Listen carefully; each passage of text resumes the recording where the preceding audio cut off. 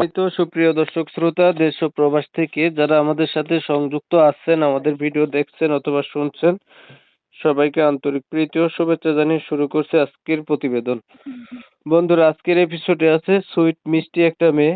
তার জীবনের গল্প কথাগুলো আপনাদের মাঝে তুলে ধরার চেষ্টা করব। আপনাদের হাতে যদি সময় থাকে ভিডিও না টেনে দেখেন, বুঝতে পারবেন। আর এই মেয়েটার প্রতিবেদনে আসার কারণ সম্পর্কে আপনারা জানতে পারবেন। কথা না বাড়িয়ে পরিচয় করাইতেছি আপনাদের সাথে। আসসালামু আলাইকুম। ওয়ালাইকুম আসসালাম। কেমন আছেন? জি ভাইয়া, ভালো আছে। আপনি কেমন আছেন? এই তো আছি ভালো। ভালো আছেন, ভালো থাকবেন, ভালো থাকাই কামনা করছি। তবে শুনতে চাচ্ছিলাম, এই যে প্রতিবেদনে আসলেন, প্রতিবেদনে আসার কারণ কি ছিল? কেন প্রতিবেদনে আসলেন? কারণ আমার বাবা মা নাই, এই কারণে। বাবা মা নাই, এই কারণে প্রতিবেদনে আসছে। জি, অনেক বিপদে আছি এই কারণে, বুঝছেন? এখন প্রতিবেদনে আসলে কি বাবা মা পাবেন? না, তাহলে কি ভালো চাইতেছেন? একজন ভালো একজন মনের মানুষের জন্য এসেছিলাম ভাইয়া। ভালো একটা মনের মানুষের জন্য আসছেন? জি। আপনি বলছেন আপনার বাবা মা নাই, কার কাছে থাকেন?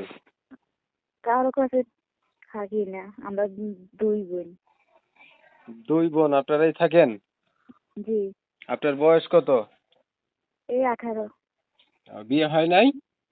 না, এখনো হয় নাই। লেখাপড়া করছেন? না, ওরকম করতে পারি নাই। এখন কি মনের মানুষ চাইতেছেন? জি। মনের মানুষ পেলে কি করবেন? বিয়ে করবেন নি তাকে? জি। জি। লেখাপড়া করছিলেন? 2 পর্যন্ত পড়ছিলাম, বলতে পারি ছবি না। যেটা পাঠাইছেন এটা কার? আপনার? জি, জি, এটা আমারই। ধরেন না, মনের মানুষ পাইলেন, মানুষটার বয়স বেশি হইলো, দেখতে কালো হইলো, আগে বিয়ে করছে এমন হইলো, ওই মানুষটা যদি আপনাকে বিয়ে শাদী করতে চায়, আপনি বিয়ে শাদী করবেন? জি। আগে আর কখনো প্রতিবেদন করা হয়েছিল? না, না। প্রথমবার আইছেন? জি।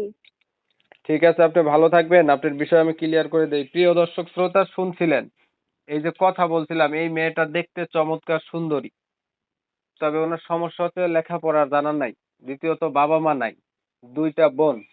এখন ওর প্রতিবেদনে এসে চাচ্ছে একটা ভালো মনের মানুষ যদি তার সুখ দুঃখের সাথী হিসেবে তার পাশে থাকে, দায় দায়িত্ব নেয়, মনের সাথে মন যদি মিল খায়, তাহলে বা সে বিয়ে শাদী করবে, এটার জন্য প্রতিবেদনে আসছে। আমি হচ্ছে কমিউনিটি গাইডলাইনের কারণে মেয়েটার নাম ঠিকানা নিতে পারিনি, আন্তরিকভাবে দুঃখ প্রকাশ করছি। যারা হচ্ছে নাম ঠিকানা জানতে চান, কথা বলতে চান, তার নাম্বারে ফোন দিবেন, জানতে পারবেন বিস্তারিত সবকিছু। অনেক সময় নিয়ে ভিডিও দেখছেন, ধন্যবাদ সবাইকে। সবাই ভালো থাকবেন, সুস্থ থাকবেন, আল্লাহ হাফেজ।